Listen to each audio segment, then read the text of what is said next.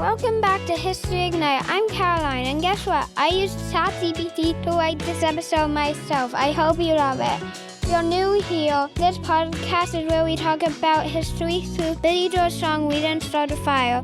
Today we're traveling into the theater to talk about the famous musical called The King and I. With me, as always, are my brother Andrew, our parents Amy and Dave.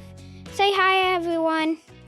Hi, everyone. Ready for some musical magic? Hi, I'm Amy. This is a really interesting story about a musical that I loved as a kid and that's still popular today.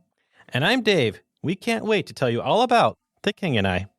So what is The King and I? It is a famous musical that first opened on Broadway in 1951. It was written by two people named Rodgers and Hammerstein. They also wrote other popular musicals like The Sound of Music and Oklahoma. The story of The King and I is set in the 1860s in Siam, which is now called Thailand. It's about a school teacher named Anna who goes to teach the children of the King of Siam.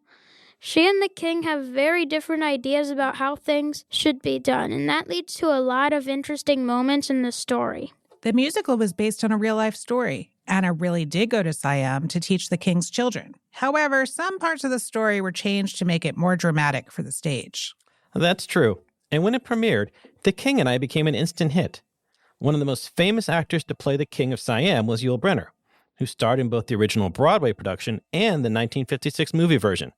He played the role over 4,600 times during his career. So why was The King and I such a big deal? First of all, it's considered one of the greatest musicals ever written.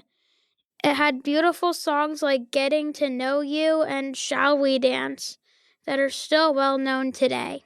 It wasn't just popular in America.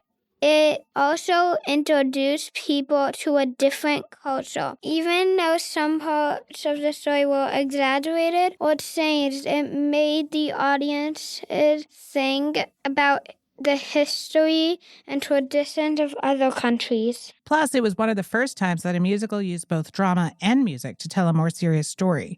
That combination made The King and I special and different from other musicals of its time. And don't forget, it had incredible performances. Yul Brynner's portrayal of the king became iconic, and 𝗕𝗶𝘀𝘀 played Anna in the movie. Together, they created a film that people still love watching today.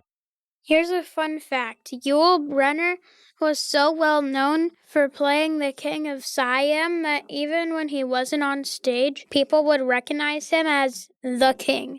He even shaved his head for the role, which was really unusual at the time. That's really interesting. I remember seeing pictures of him bald, so I didn't know that. Before we finish, don't forget to send us your birthday shout-outs. If you want to hear your name on the show, ask an adult first and then send us your name and birthday. And we'll give you a shout-out in an upcoming episode. That's the story of The King and I. It was a musical that changed the way that people thought about theater and introduced audience to a world far away. Thanks for listening in today's episode, History Ignited. And now it's time for a joke. Okay, you ready? Wait, can I do one? I'm really good at telling jokes. Is it a dad joke? Dave's joke. So, when does a joke become a dad joke? When? When it becomes apparent. Laugh. Thank you. Goodbye. Good one, Dad. Oh, Laugh. Okay, that was a joke. And all right, thanks for listening. I hope you like my episode. Make sure to follow us on Instagram, YouTube, or wherever you're listening to the podcast. See you next time on History Ignited. Bye! Bye. Bye-bye. Wait, is the audio peeps. still recording? Oh wait, I realize it is. Don't listen to this part. This is a blooper.